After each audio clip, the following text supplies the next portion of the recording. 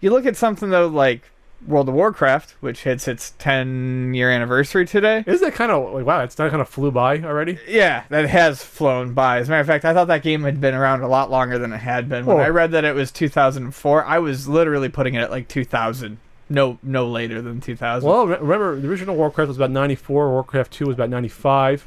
Warcraft 3 was a debacle, and then... That was, what, like 2011? Warcraft 3, 2010? Something like that? Oh, no, that was... Was that way before that? That was way before that, yeah. Okay, in the past 7 years, about. But yeah, the big, obviously the reason why Blizzard's huge is World of Warcraft. So it's subscription based. It's subscription based, which eliminates free to play and microtransactions, which plague all of the free to play online RPGs.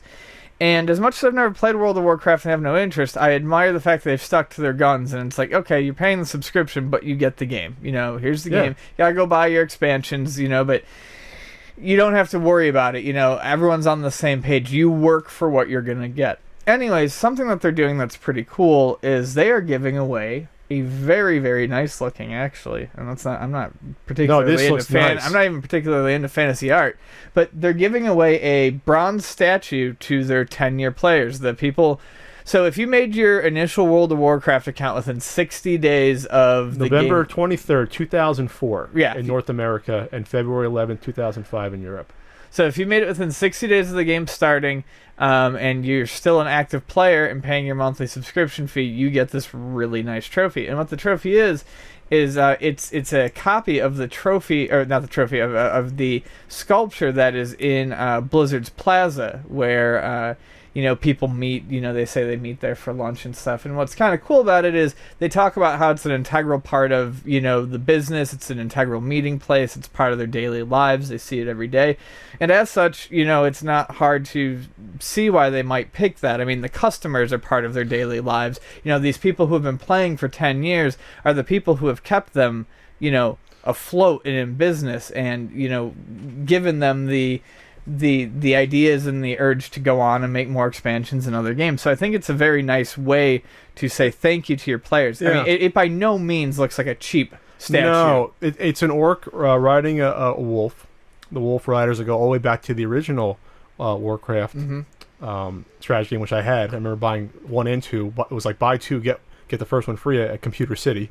I remember. I was like, oh, I'll do that. And I played through 1 before even opening 2. I was like, I'm going to play through the first one. The first one's a lot easier than the second one. The second game's hard. The second one's nearly impossible. That was the last real-time strategy. I beat the second one, but the expansions are impossible. Anyway, no, this is great for a company to do this. But obviously, they have so much freaking money that they could easily do this, even if it was only if it's 10,000, 20,000 people, 30,000 people, it's costing them obviously money to ship these out. These don't look cheap, but like I said, they have so much money that they can do. Yeah, but that's how you build goodwill. Yeah. I mean, you send them a thank you gift, but you're not just sending them a thank you gift. You're sending them a really nice thank you gift. If this costs them $100 each, they'll make that back on that customer within a year, and they'll be a customer for the next 20 years. Exactly. You know what I mean? Right. So it's a small investment. There's nothing really for them to lose on this. And when you think about these massive multi online RPGs, and World of Warcraft, I don't think it was the first, but it was obviously the first big one. No, Ultima Online predates it, and plenty of other things predate that. But this is the one that, when you think of it, this is it. This is the one that kind of, I mean, I'd say 90% of these within a few years are gone. You only have like 3 or 4 big ones that are still around for 10 years. This is one of the first games that I remember hitting like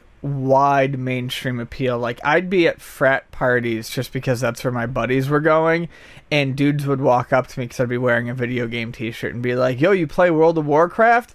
And they're fucking Fred Durst baseball cap backwards and all this shit, and it's like, no, but you do? I mean, that's kind of cool, actually, that like it has this appeal. South Park did an episode on it that was extremely funny, and they got Blizzard to help them. That was probably way back in like 2007. That was a while back. That was a while ago.